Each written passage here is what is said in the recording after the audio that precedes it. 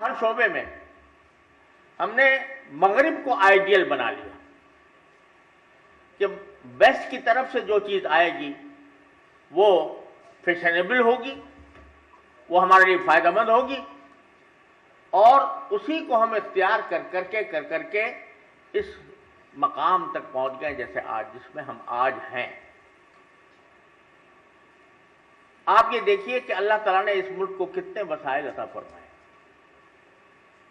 یہاں دریا ہمارے پاس، سمندر ہمارے پاس، پہاڑ ہمارے پاس، معدنیات ہمارے پاس، کون سی قدرتی دولت ہے جو ہمارے پاس موجود نہ ہو؟ لیکن اس کے باوجود ہم اس لائق نہیں ہیں کہ آپ سب حضرات جانتے ہوں گے کہ جھیل سیف الملوک جو بہترین دنیا کی جھیل ہے، خوبصورت ترین مقام ہے، وہ اس تک پہنچنے کا 8 میل کا راستہ ہم اس کو پکا نہیں کر سکتے۔ انگریز جہاں تک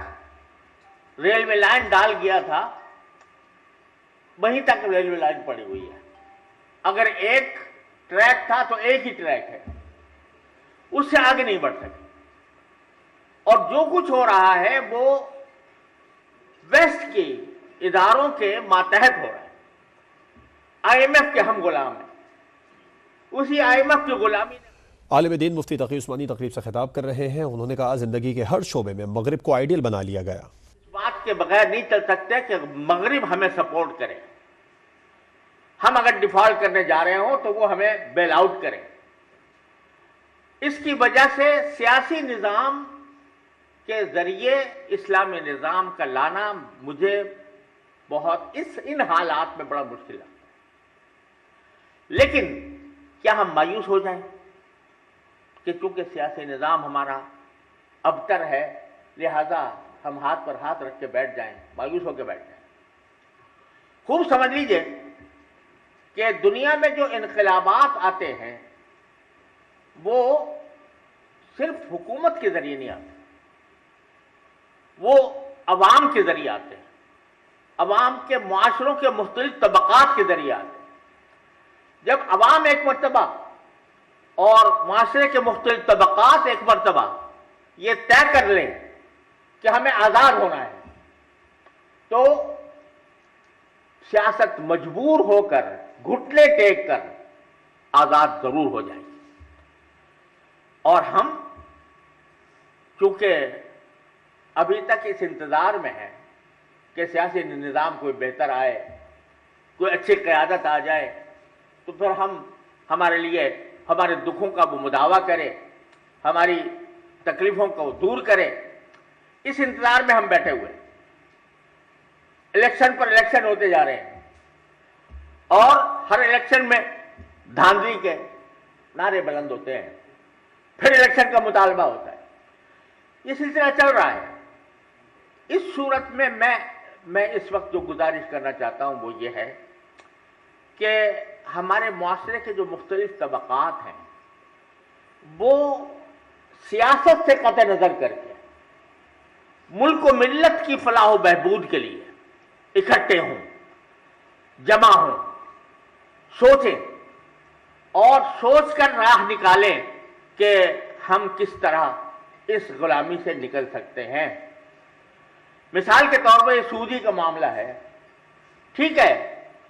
ہماری بالکل واضح بات ہے کہ سیاسی سطح پر اس معاملے میں سرد مہری ہے اور وہ کوئی سنجیدگی کے ساتھ قدم نہیں اٹھایا جا رہا۔ اگرچہ یہ میری معلومات ہیں کہ اسٹیٹ بینک میں بھی اس کے اوپر کچھ کام ہو رہا ہے اور اسٹیٹ بینک کے ہاں بھی اس کے اوپر ایک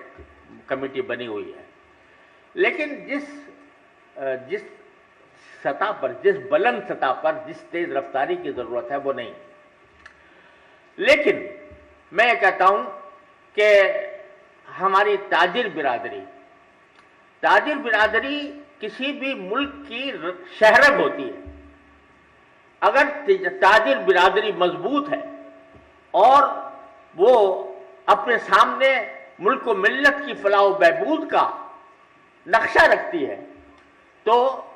بالآخر وہ سیاست کو بھی مجبور کر سکتی ہے کہ وہ صحیح راستے پر آئے. تو میں یہ سمجھتا ہوں کہ جیسے دنیا میں تھنک ٹینک ہوتے ہیں وہ اس بات پر غور کرتے ہیں طویل المیعاد لانگ رن پالیسیز کے اوپر غور کرتے ہیں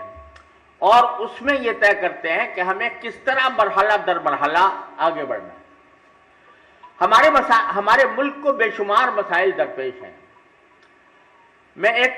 مثال یہ دیتا ہوں کہ ہماری زر مبادلہ ہمارے جو کرنسی کی صورتحال ہے وہ آپ سب جانتے ہیں اور اس کی وجہ سے ہمارے پاس زر مبادلہ کی کمی ہے. زر مبادلہ کی کمی کے باوجود ہم امپورٹ پر پابندی نہیں لگا سکتے. سرکاری سطح پر اگر امپورٹ پر پابندی لگائی جائے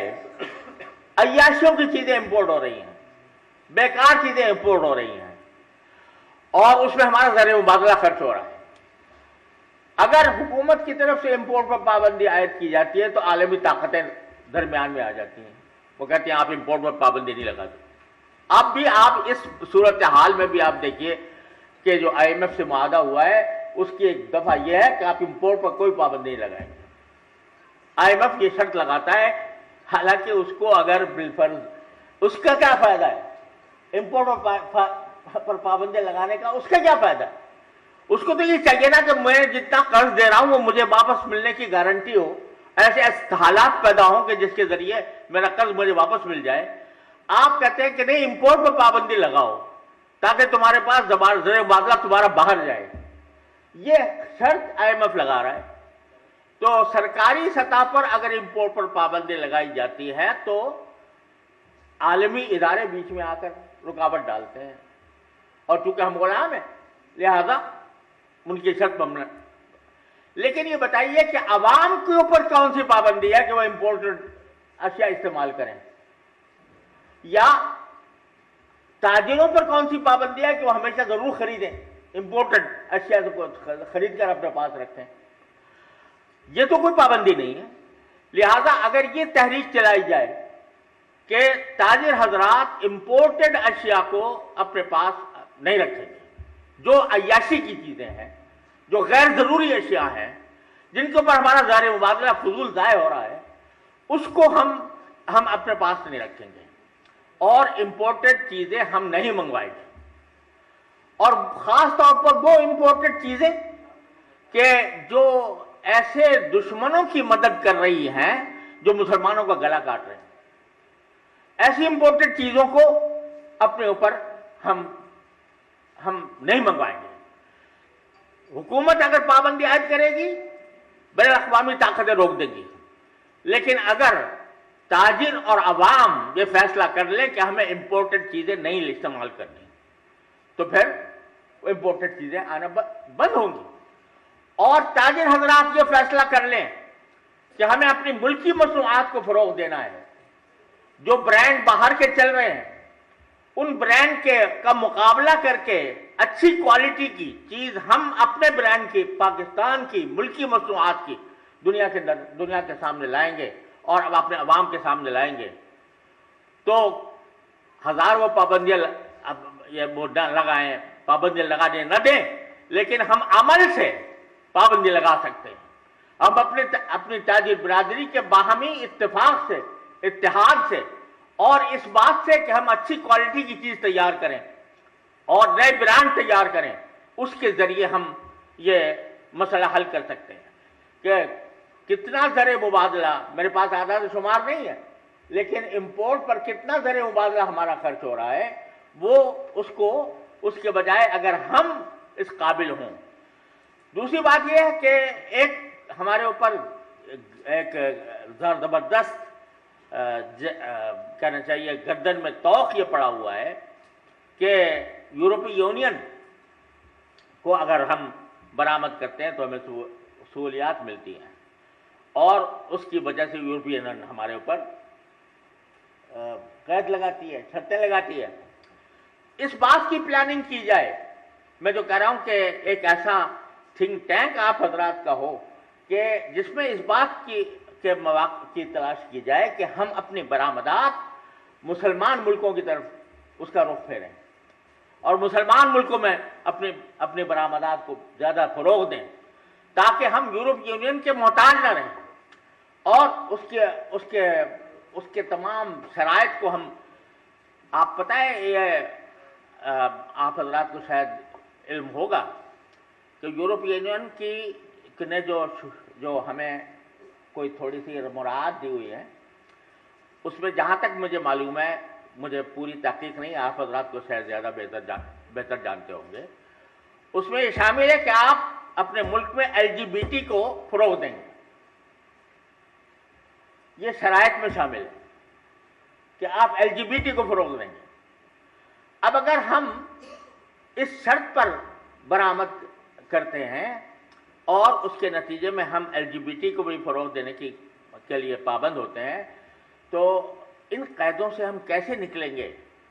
اس کے لیے ہمیں ایک ایسا فورم چاہیے جس میں ہم اس بات کو تلاش کریں کہ ہم اپنے مسلمان ملکوں کے ساتھ برآمدات کو فروغ دینے کی کوشش کریں اس کے لیے اگر سفر کرنا ہے سفر کریں دوسرے مسلمان ملکوں کے اندر جائیں وہاں کی تاجر برادری سے تعلقات قائم کریں تو اس کے نتیجے میں پھر ہم پر ان پابندیوں کے بغیر ہم برآمدات کرنے کے قابل ہو سکیں گے درآمدات میں اپنے اوپر خود پابندی عائد کریں بجائے سرکاری پابندیوں کے برآمدات میں ہم دوسروں کے ساتھ اسلامی ملکوں کے ساتھ تعلقات قائم کر کے غرض یہ کہ ہمیں اپنی سوچ کا ایک رخ بدلنا ہوگا ان حالات سے نکلنے کے لیے مایوسی کسی چیز کا حل نہیں ہوتی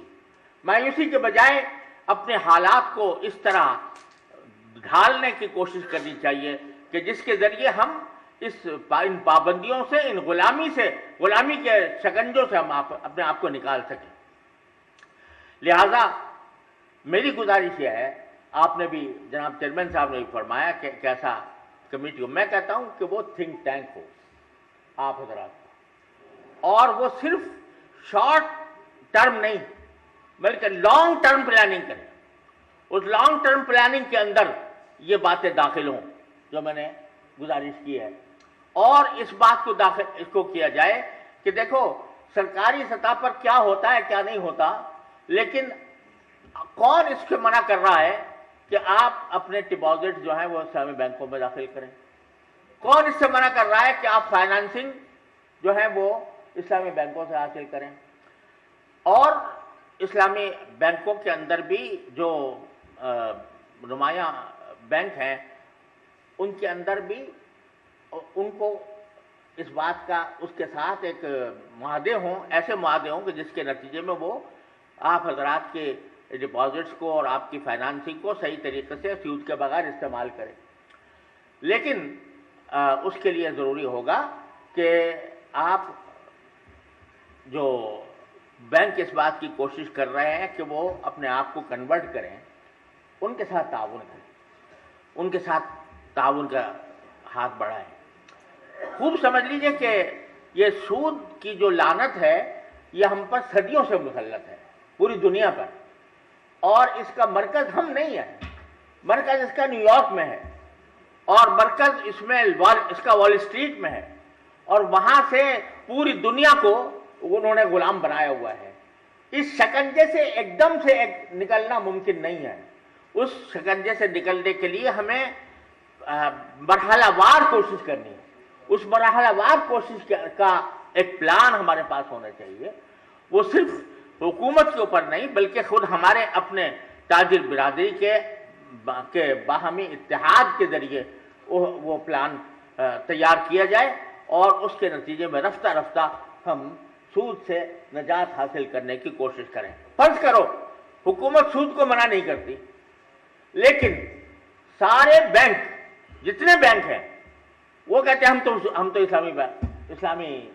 طریقے پر تمویل کریں گے اسلامی طور پر ہم ڈپازٹ لیں گے اسلامی طور پر یہ تمویل کریں گے فائنانسنگ کریں گے تو صرف قانون سے تو ہر چیز حل نہیں ہوتی خود عمل سے بہت سی چیزیں حل ہو جاتی تو ایک گزارش تو مجھے یہ کرنی تھی، اس افسوس ہے کہ میں آپ حضرات کی سمع خراشی کر رہا ہوں، لیکن پہلی گزارش تو مجھے یہ کرنی ہے کہ دیکھیے ہمیں ہر قیمت پر مغرب کی غلامی سے نکلنا ہے۔ اس مغرب کی غلامی سے نکلنے کے لیے آپ حضرات ایک اپنا تھنک ٹینک بنائیں، گروپ بنائیں، کوئی ایسی کمیٹی بنائیں کہ جس میں آپ بیٹھ کر اس لانگ ٹرم پلاننگ کریں اپنے ملک۔ عالم دین مفتی تقی عثمانی پریس کانفرنس کر رہے ہیں۔ انہوں نے کہا کہ تاجر حضرات اسلامی بینکوں کو ترجیح دیں۔ تقریب سے خطاب میں انہوں نے کہا سود کے شکنجے سے نکلنے کے لیے مرحلہ وار منصوبہ بندی ضروری ہے۔ ہمارے نظام تعلیم کے اندر